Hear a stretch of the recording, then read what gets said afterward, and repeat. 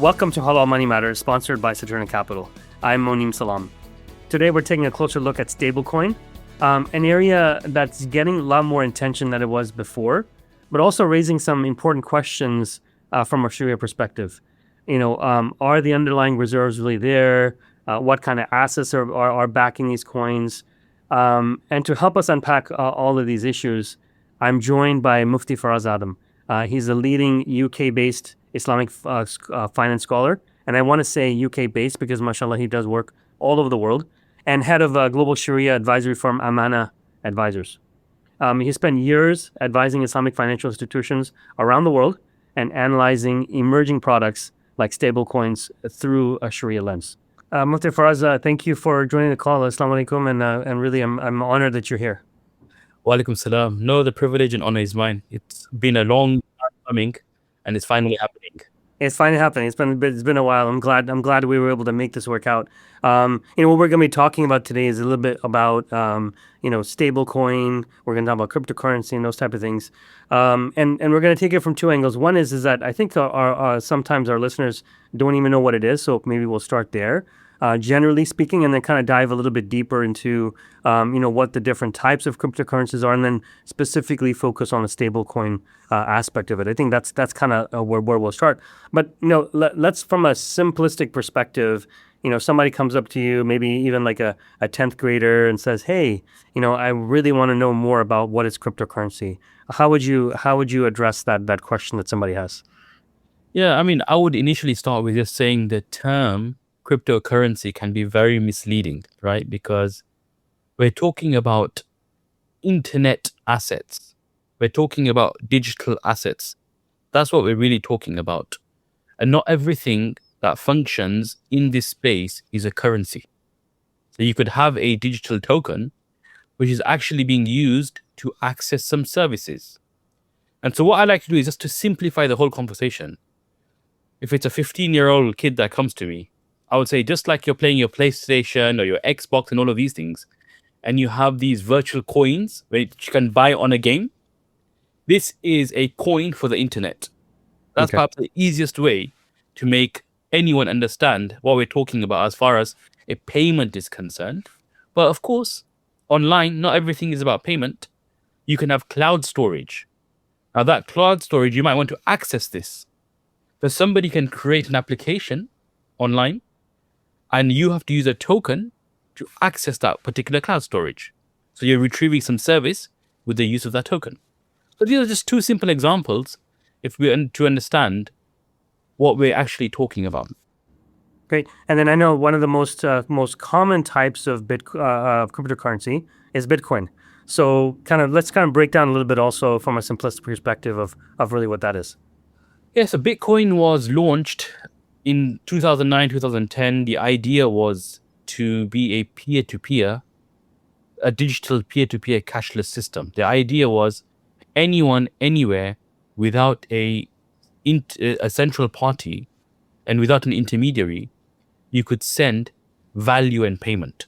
That was the idea.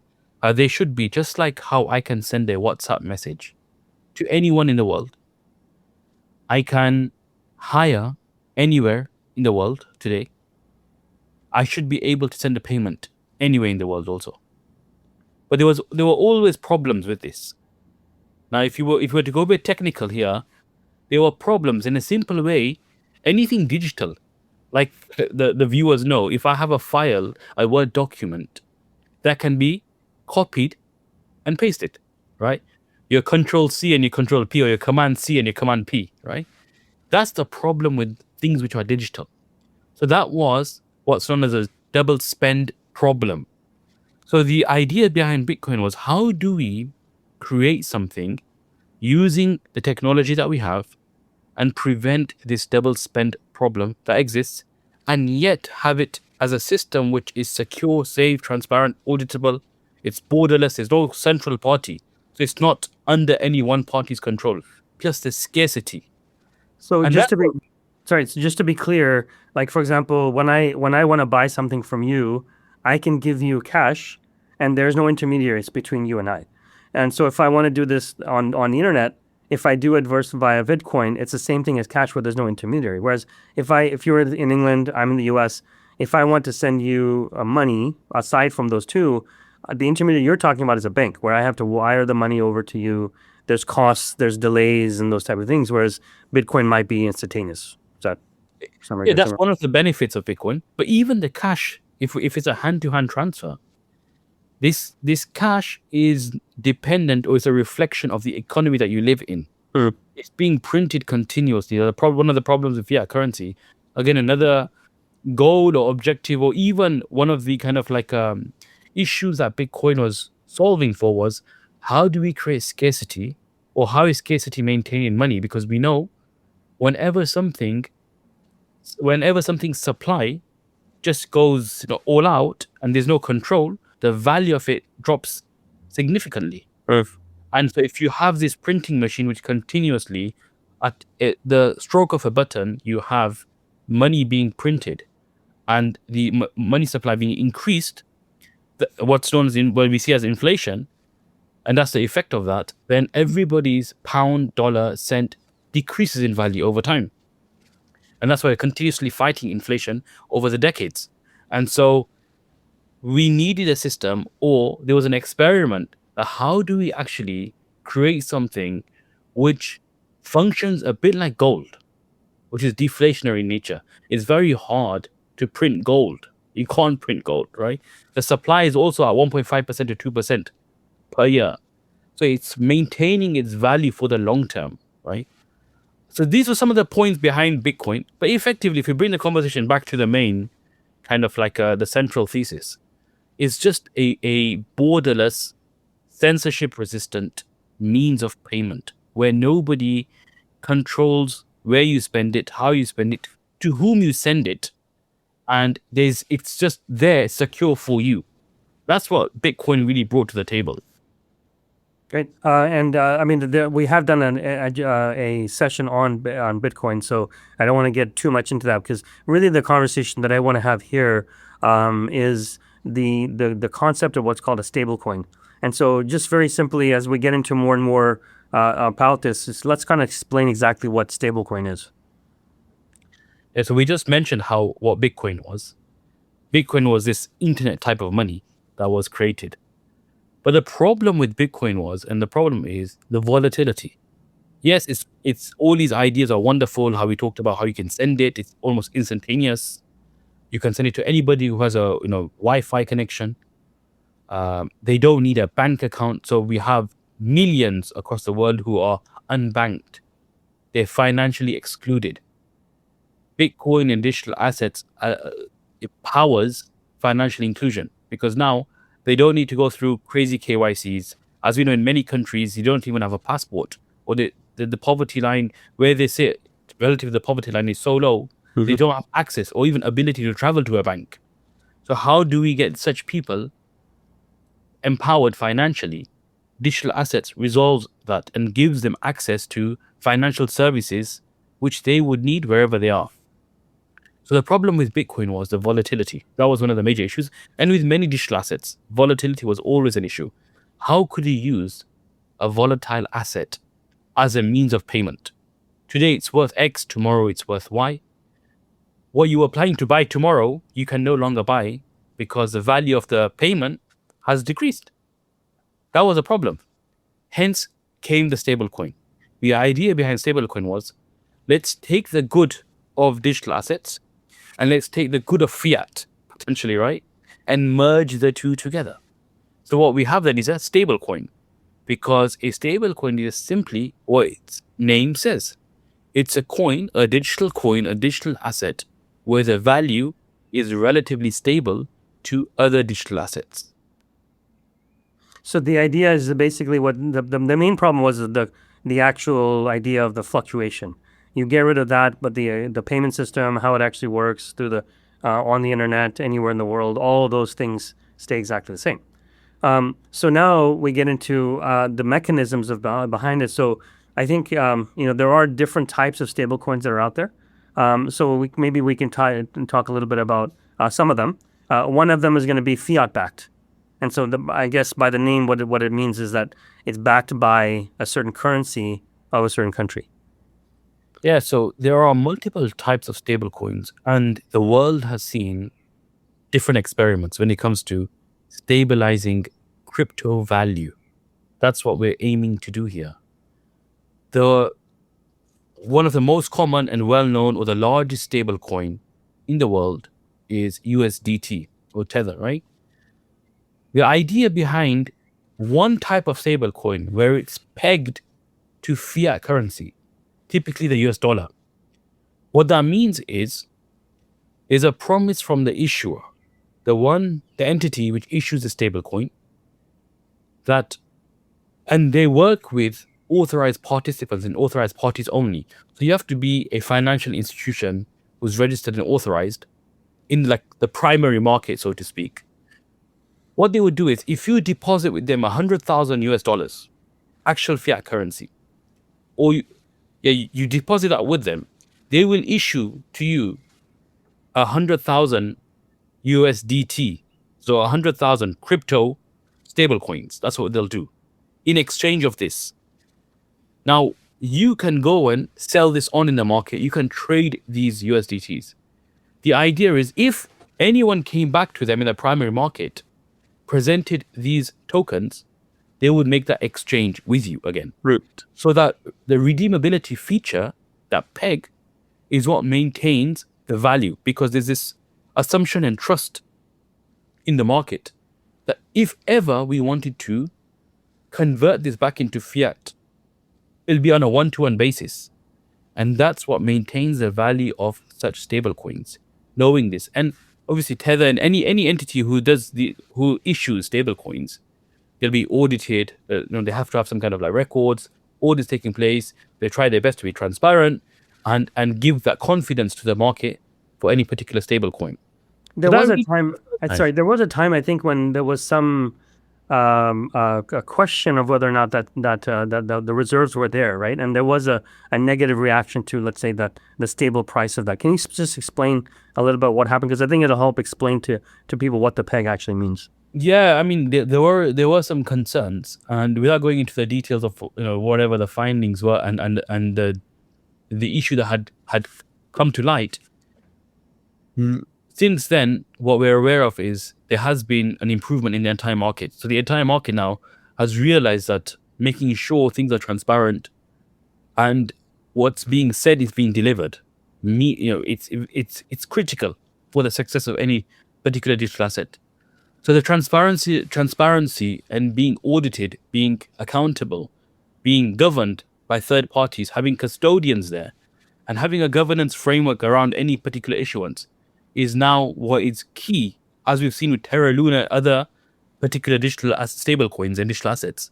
The market is moving more and more towards governance, regulation, being audited, being transparent, which is really a plus point for the market and for the wider economy. So far, and this is maybe my lack of knowledge, but I've seen only stable coins on US dollar. Are there others as well that are on other currencies? Yeah, so the European Union, they're trying some things. We know that there's some stable coins in the Middle East. I've just looked at a few projects in the Middle East, which are not backed by the USD or not pegged to USD, or rather pegged to local currencies. Which is then pegged to the USD. Yeah, I was about to say that, but yeah. But they're becoming more native in their kind of like approach. Sure. There's discussions in Southeast Asia as well on launching more local or locally backed currencies, stablecoin. So we're seeing this emergence of different types of stablecoins, and we're also seeing the regulation at the same time coming to the fore. So it's a very interesting time. And I would say perhaps so if we go back to our initial point, you have the fiat-backed stablecoin, right? That was one type. The most interesting type of stablecoin for me, and perhaps what excites me the most, is the commodity-backed stablecoin, if we can call it, where you have a stablecoin which is not pegged to USD, to a fiat currency. Rather, this stablecoin reflects ownership of gold. So you have a couple of stable coins like Tether Gold, you have Pax G, and others. By holding the stable coin, it's a receipt of gold that you're owning. It's a certificate of gold, effectively. So whoever owns this, they can trace and track online at the very gold that they own. So by me using this, owning this, spending this, saving in this, I'm actually saving in gold. I'm spending gold. And that is phenomenal, because if we talk about Sharia compliance and we talk about Sharia money, right, whatever that means, right? But that would be perhaps the closest, in my personal opinion, that we can be to having money which is the most Sharia aligned in the 21st century. So we started with, now we're getting into this idea of Sharia, and I know by your own right, you are a Mufti, studied this area. When you look at this area of stablecoin, what's the first question that you ask yourself when you're looking at whether something is allowed or not allowed on the stablecoin side? From a Sharia perspective and a fiqh perspective, the first thing you have to do is understand what you're dealing with. And the question of what must be analyzed from multiple angles, because I can tell you what a stable coin is technically, but if I'm telling you what it is technically, I'm just looking at the thing itself. I can tell you then if I look at the peers of stable coins, we look at the different types of stable coins, we get a different understanding. If we look at the stable coin within the system it operates in, we get a different understanding. If we look at a stable coin from the perspective of what it's trying to solve and the problems that were there with its counterpart, then we get another understanding. So as a student of Sharia studies and Islam, our role is not just to simply analyze something in silo. We have to understand the thing holistically to really get our thumb on the pulse and understand what is it that we're actually dealing with. What is this thing?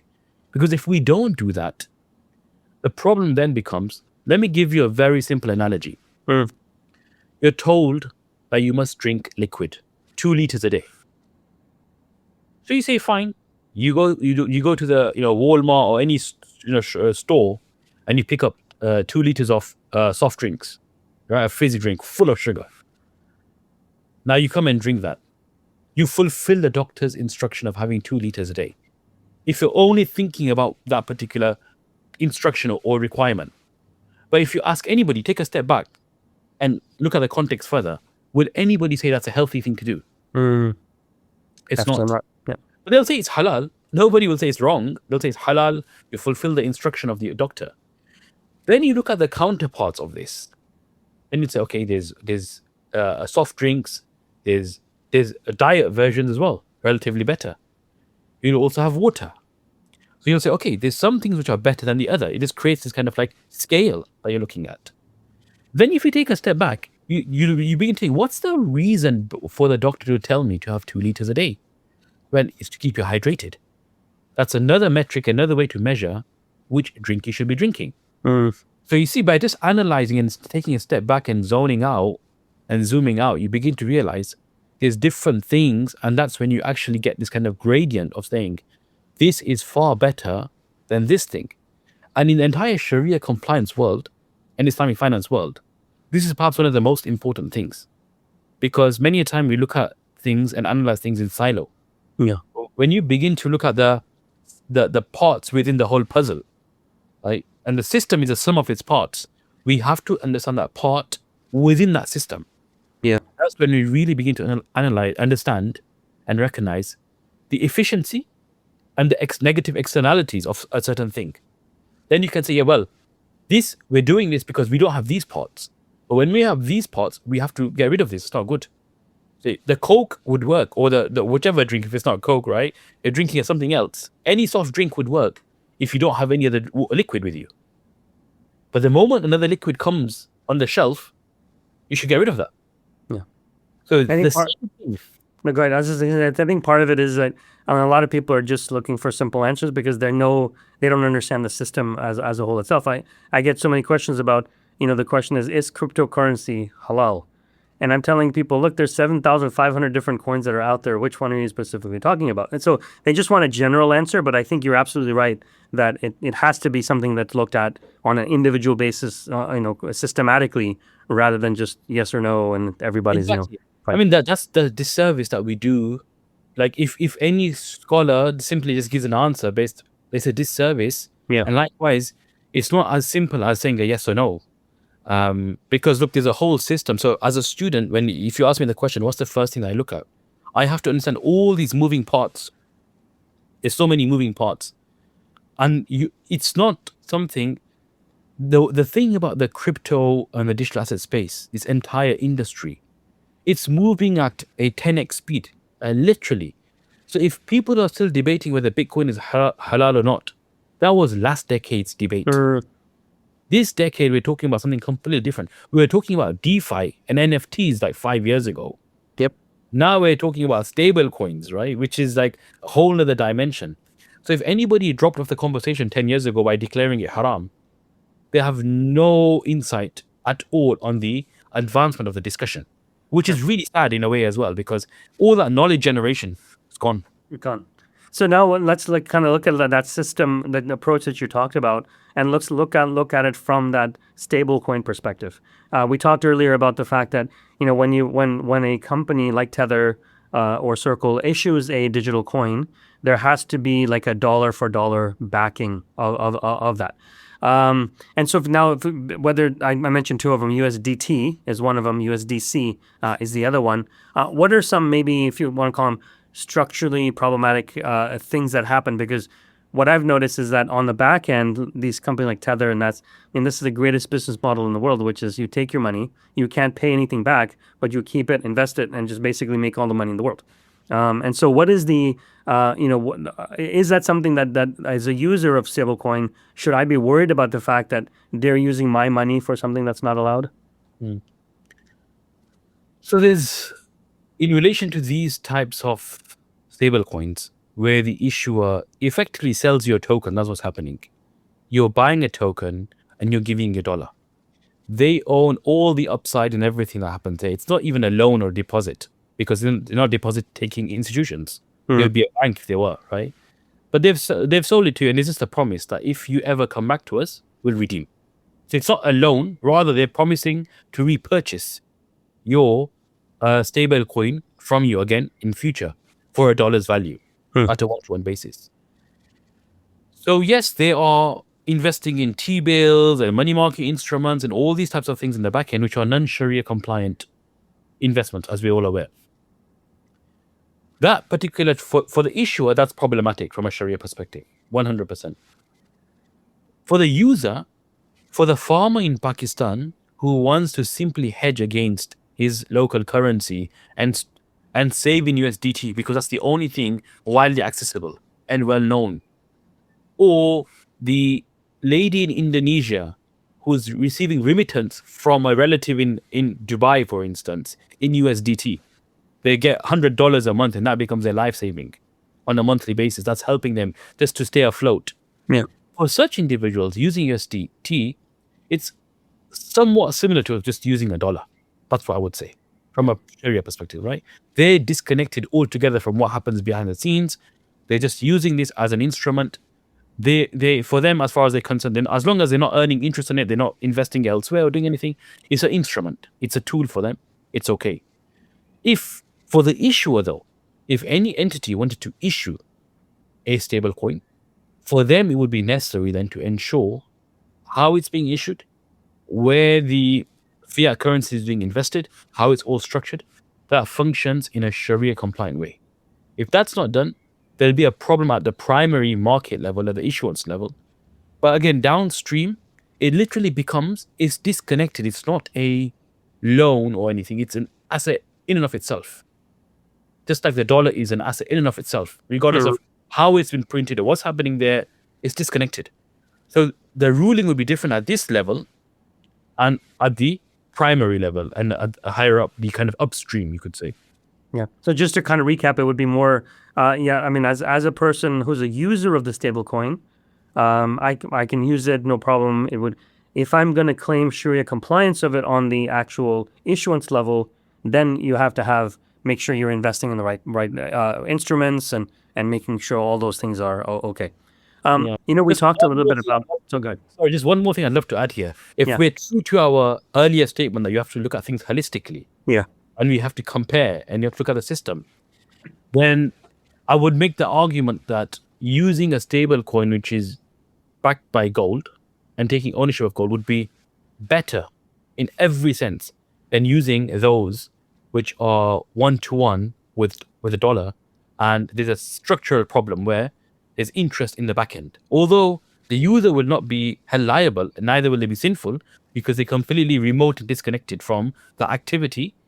But if now there's alternatives available for any user, me personally, I'd feel much more comfortable using a gold-backed stablecoin than any fiat-backed stablecoin. Yeah. And this might be something we cut out later on, but I do want to have a question about that. So I'm going to ask it right now.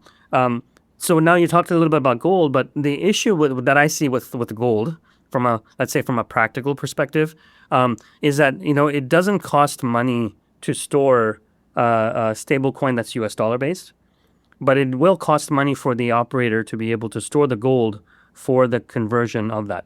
And, that's a law of numbers. Obviously, the larger you get, maybe your cost comes down, but there is still a cost to it.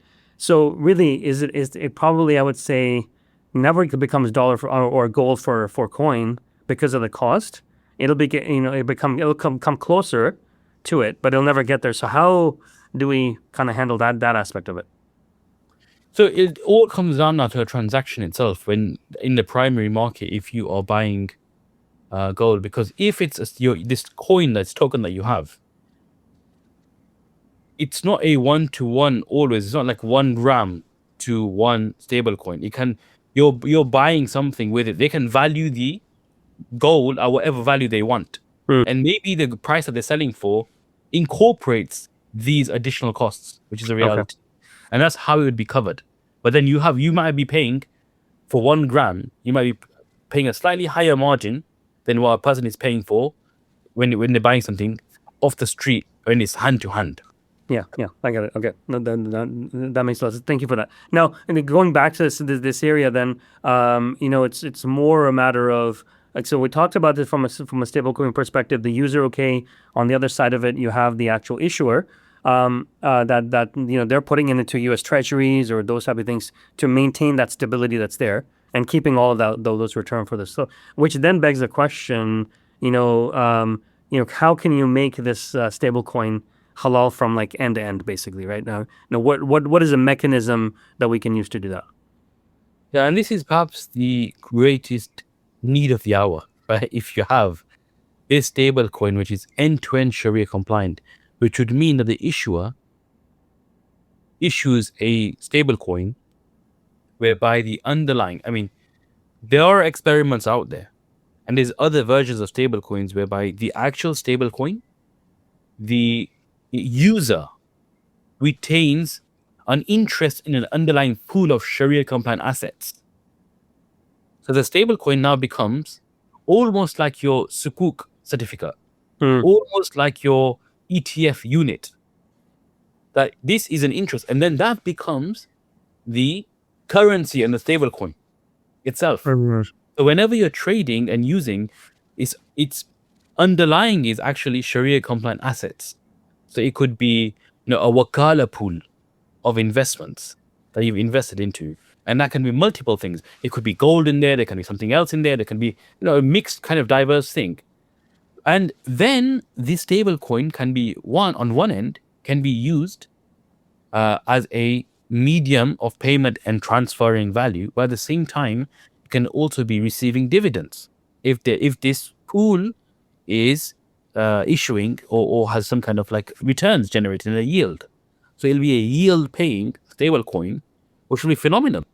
Yeah, which is right. Now, as we talk about like industry developments and how fast things are moving, I think probably that's the next level of the stable coin, which is, now how do we give money back to the actual holder of the coin? Because as of right now, it's illegal.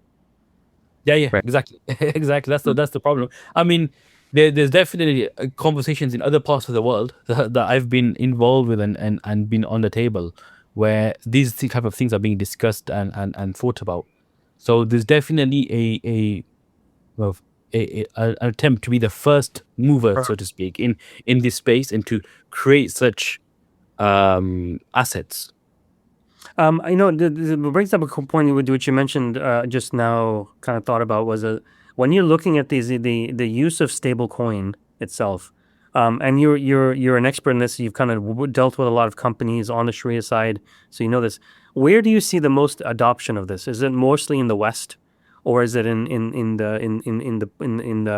Muslim countries? Where are you seeing the biggest use of stablecoin? Yeah, so stable coins in the West is a luxury. It's not something that's really needed.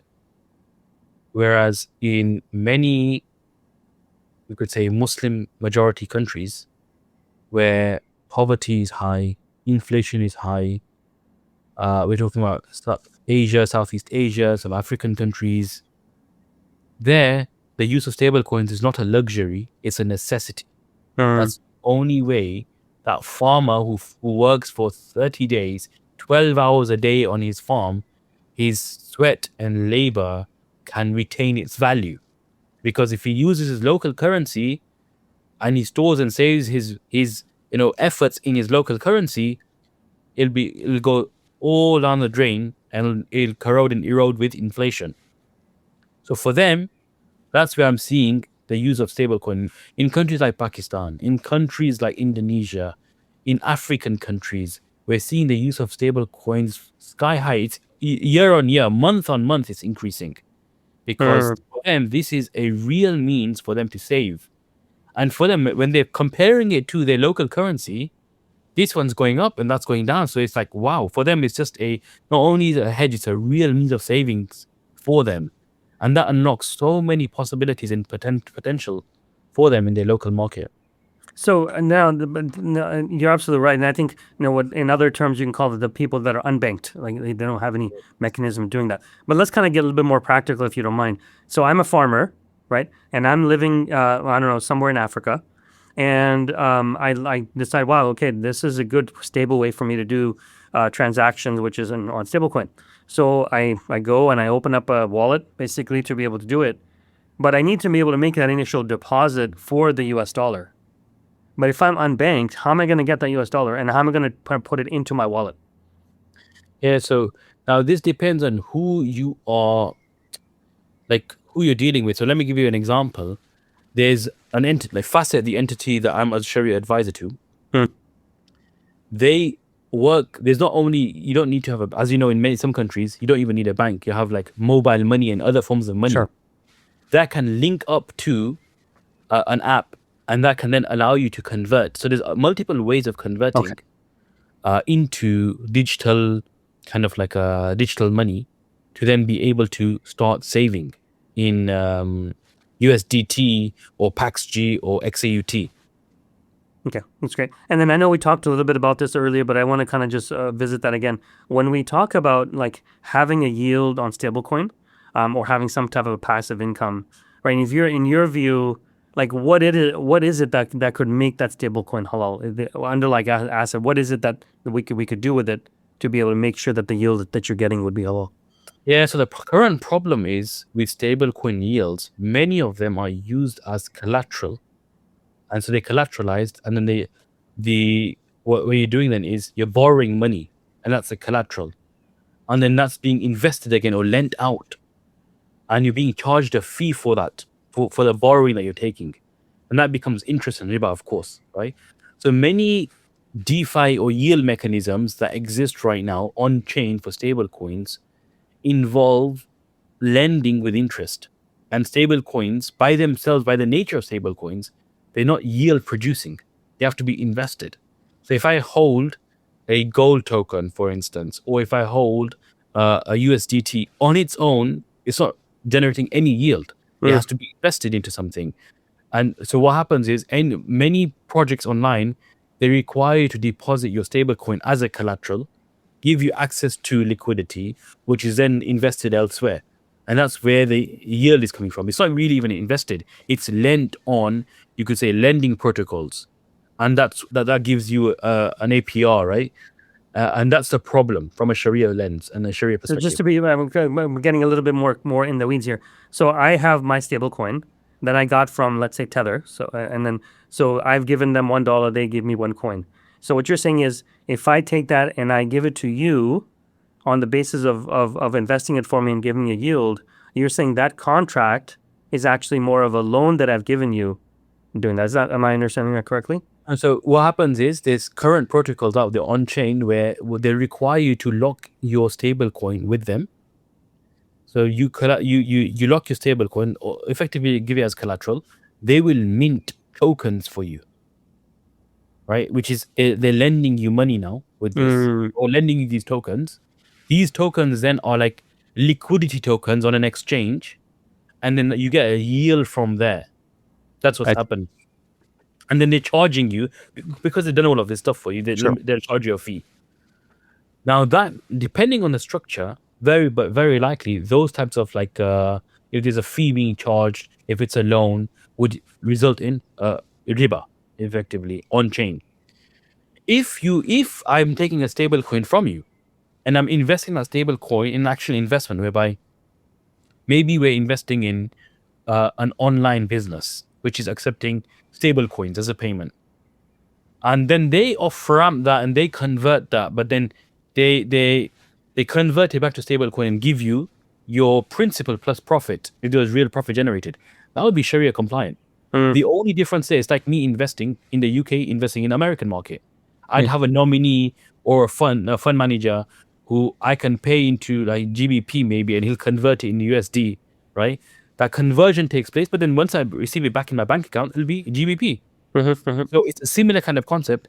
It all just depends on, if we were to make it really simple for the audience, it just depends on what's happening with your stablecoin. Is it being invested into something, or is it simply being held without any investment, without any activity? If it's held and there's no activity whatsoever, yet you are being made to pay something or you're earning something, that's when it typically becomes riba. But if the stablecoin is moving, and this is the beauty about Sharia, like if you were to really simplify investments for people, it's just this difference.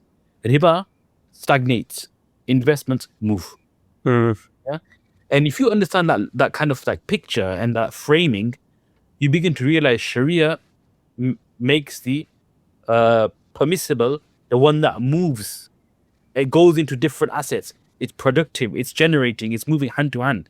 The riba system where you're just locking in and it's a one-to-one. It's held there. It's just with one person. He's giving you something. That's where it's a problem. That's a really great explanation. And now also, you are an author of a book on the subject as well. So I wanted to kind of ask you, like, maybe you can talk a little bit about the book and what it is, briefly. But then also looking at it from a Sharia compliant perspective, like when you're looking at this area, what are some non-negotiables for you that you say absolutely, this is the basics that we have to have before we move on to something else? I think the fundamental question from a Sharia perspective is there utility? It's not about form. It doesn't matter what the form is. Like right now we're speaking online. We're using a screen. Computers have ones and zeros behind. If I give a ruling based on ones and zeros and argue over that all day and night, we'll end up nowhere. Literally, right? We'll be stuck in the very place we started. And we'll say this is not even something of value. It's just ones and zeros. But if we take a step back and look at the utility and the benefit of what's happening now, PDF files, data, apps, all of these things, really is just numbers at the end of it, right? Yeah. More importantly, the question is, what does this unlock? What does this allow? What's the benefit of this? What's the utility? That is the fundamental Sharia question. Why is that the fundamental Sharia question? It's because of one equation, which is the equation of bay and trade, which is for me to gain value, I have to give value. That is the entire philosophy of Islamic finance, of Sharia, that it's value exchange. If I'm not giving you something of value, I can't take anything from you. You can't demand something from me if I don't. That's why riba, why is interest a problem? Yeah, as long as it's par, I've given you something of value, I've taken something of value, but at par. The excess that you're taking, what is it against? Against nothing. I've not given you anything of value, So how can I demand something from you Mm. in lieu of that? I can't. So the Sharia operates on this philosophy and idea, the giving and taking of value, the exchange of value. That's fair. That means both parties are equal footing. No one party is being given an advantage and upper hand over the other. And that's why you call it a fair system. There's no predators in this market from a Sharia perspective. Everybody's equal. No matter how much you've been blessed with wealth, doesn't give you more power than me. You can't, as a corporate, have the terms of the contract all in your favor. There's Yeah. certain things you have to be balanced. So, from a Sharia lens, that's why I say the most important thing is understanding the utility of something. If we find utility, that means you're not selling junk to me. You're not selling means to me. You're not selling nonsense to me. Yeah. You're selling things which actually have a value. I can use that elsewhere in the world productively and gain something. I'm not being ripped off.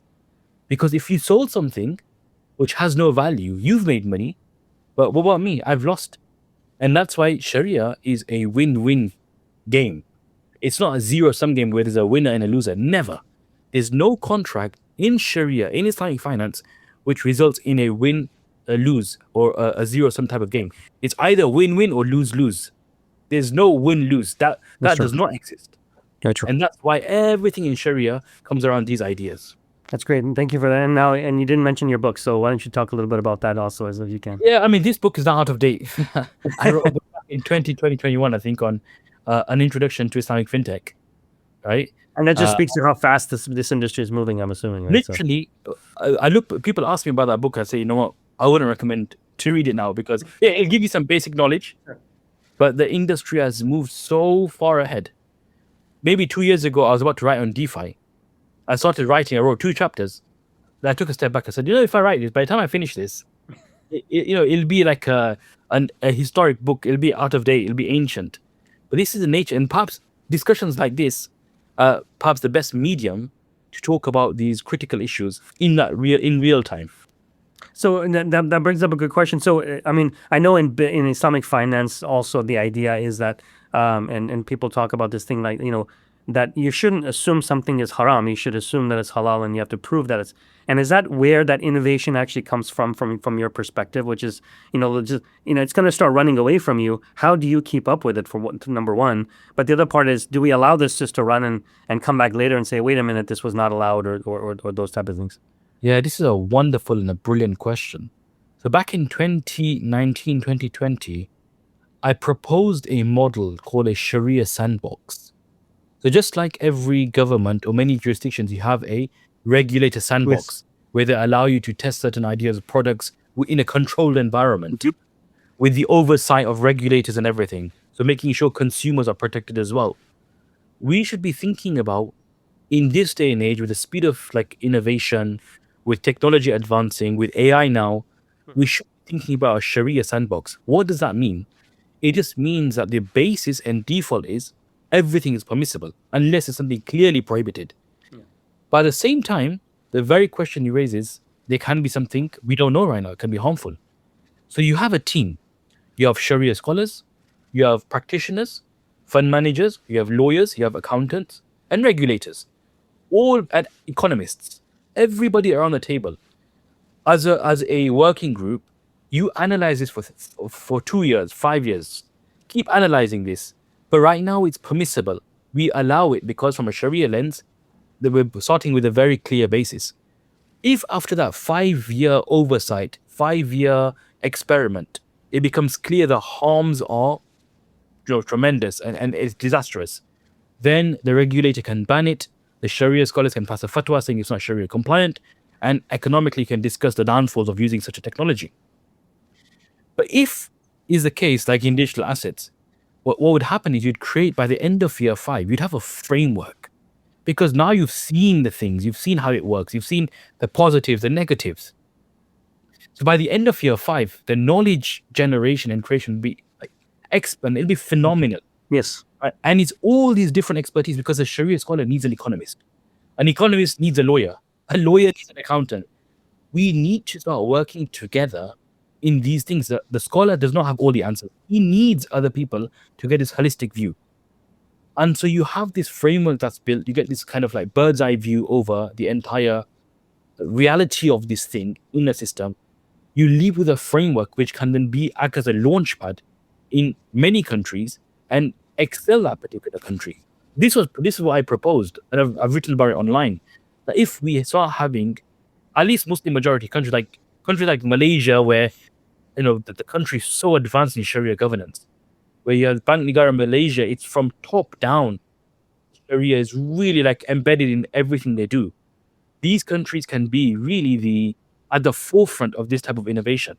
And I know that because I've been to that amazing country multiple times and spoken about stablecoins and digital assets. So this is what I propose in your particular query. We need to start thinking along these lines. So we're not just blindly going into something and saying, yeah, it's all permissible. It's a structured way. But what the main thing is, we shouldn't be inhibiting innovation. This is my current problem. If we issue a fatwa immediately after 1 month, oh, it's not permissible because it's ones and zeros. Yeah. We've literally prevented the Muslim Ummah from innovating and leading this industry. And sadly, many a time we score own goals. I would talk. The World Cup is happening right now. Hey, the feeling of an own goal, and that's what we do many a time. We stop innovation ourselves because of our short-sightedness, and so we need to change the approach from the get-go to allow innovation. We should allow entrepreneurs to try things, have crazy ideas. That's the only way we can really add value to the world and be like the past kind of like your Ibn Sinas and your kind of like these Khwarizmi and these wonderful people who came and gave to the world, because that's what was needed right now. Yeah, I mean, I guess let people tinker and do whatever they need to try to solve the problem. And I think for what's happening now, as you kind of rightfully said, is that too early some scholar comes out and says it's not allowed, and then what ends up happening, what I find is that it's usually not the scholar who said it's allowed that's the news spreads fastest on. It's the one who says that it's not allowed. And so, all the online or LinkedIn, whatever it is always talking about the one scholar who said it's not allowed, when everybody else has either said it's fine or they've kept mum because they don't understand the situation, and they'll come up with it once they see the use out of it as well. And this is a problem that we face. So, I mean, if there needs to be more kind of like you could say collective efforts at that scholarly level as well. But it's just one of those. Sometimes just you'll have difference of opinion. Always, this is the nature of thing. So the scholar saying it's permissible doesn't mean he's 100% right. The scholar saying it's impermissible doesn't mean he's 100% right. The main thing as a reader, just look at the weight of the arguments, understand, and whichever scholar you feel has more knowledge of this, more insights of this, and is God fearing in your eyes, you can adopt their view and carry on building. Sure. But as a community, we have to build. Our central kind of like from a Sharia lens, if we look back in our history, the Muslim Ummah and Islam teaches us to be builders and producers. From day one, the Muslims are producers and builders. We were never ones to simply receive. That's why the upper hand is better than the lower hand, right? And that has an entire like philosophy behind why that. You have to be doing economically something to be the upper hand. You don't just get there, automatically. So that's really our narrative. We have to give to the world because we do have a lot to offer. We really do. Our tradition has so many beautiful things for the world. But we have to build. You have to be builders in this day and age. You have to be entrepreneurs. You have to do something to really leave an impact and to enable things. It's not just about doing religious things. Even creating software which solves a real problem for the world is rewarding. Absolutely. But we don't think like that. That's true. Now, and I'll kind of wrap up with this question. I mean, you're very, very embedded in this area, and from what I've seen, you're very on the cutting edge of this area as well. Without giving any secrets away or whatever it is, where do you think the industry for let's call it halal stable coins? Where do you think it's headed, or is it so different that we have no idea what's going to be looking like 2-3 years from now or 5 years from now? This is no secret. So one of the entities which I'm working with very closely called Facet, they've just launched a Visa card, right, which is stablecoin backed. And I think that's really the next wave in this entire area, where any person can open an account with Facet which you're saving in gold, But when you go to your shopping and you're tapping that card and you're paying for any of your groceries, you're spending gold. Mm. So you have Visa reach and you have gold-backed currency. Gold-backed, yeah. It's amazing. That now changes the entire conversation. It's another level and layer in our understanding of what this technology can do for us. And if we present that to any scholar, I have no hesitation. As long as the Sharia criteria are met, they would say it's fine. That's great. I'm looking forward to that. Unfortunately, that company is not very common in the US, but I think that hopefully It will be very soon. It will be very soon, especially with Visa and the reach, and World Cup and everything along those lines.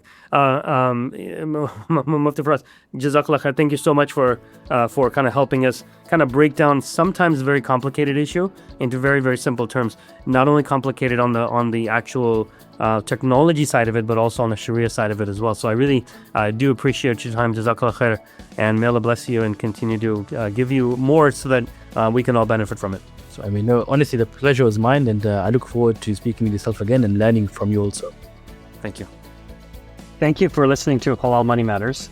If you like what you hear, please do rate us on the app stores and also leave us a review. It helps other people find us a lot easier. The thoughts and opinions expressed on Halal Money Matters do not necessarily reflect the views of Saturna Capital, Amana Mutual Funds, or their affiliates. This podcast is prepared based on information Saturna Capital deems reliable. However, Saturna Capital does not warrant the accuracy or completeness of the information. We do not provide tax, accounting, or legal advice to our clients, and all investors are advised to consult with their tax, accounting, or legal advisors regarding any potential investment. Investors should not assume that investments in the securities and/or sectors described were or will be profitable. Investors should consult with a financial advisor prior to making an investment decision. The views and information discussed in this commentary are at a specific point in time, are subject to change, and may not reflect the views of the firm as a whole. All material presented in this publication, unless specifically indicated otherwise, is under copyright to Saturna. No part of this publication may be altered in any way, copied, or distributed without the prior express written permission of Saturna Capital. Performance data quoted herein represents past performance and is no guarantee of future results. Investment return and principal value of an investment will fluctuate so that an investor's shares, when redeemed, may be worth more or less than their original cost. Current performance may be significantly higher or lower than data quoted herein. Performance current to the most recent month end can be obtained by visiting www.amanafunds.com or by calling toll-free 1-800-728-8762. Please consider an investment's objectives, risks, charges, and expenses carefully before investing. To obtain this and other important information, which you should carefully consider before investing, about the Amana funds in a free prospectus or summary prospectus, please visit www.amanafunds.com or call 1-800-728-8762. The Amana funds limit the securities they purchase to those consistent with Islamic principles. This limits opportunities and may affect performance. The Amana funds are distributed by Saturna Brokerage Services, member FINRA/SIPC, and a wholly owned subsidiary of Saturna Capital, investment advisor to the Amana funds.